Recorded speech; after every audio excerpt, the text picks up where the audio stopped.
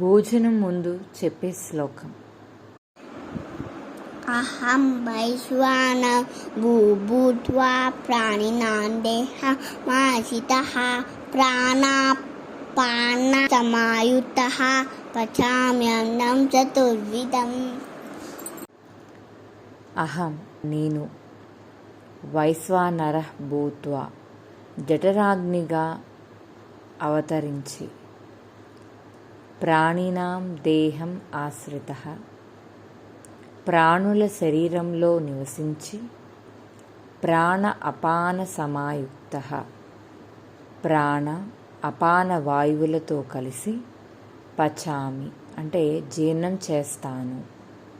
అన్నం చతుర్విధం 4 విధాల ఆహారం.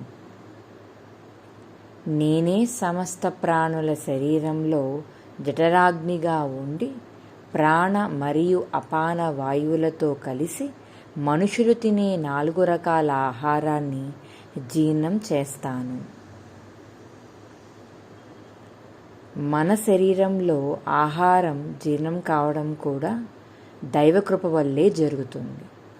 మనలో ఉన్న జీర్ణశక్తి అగ్ని కూడా భగవంతుడే. మనం తినే ప్రతి ఆహారం ఆయన శక్తితోనే శక్తిగా మారుతుంది.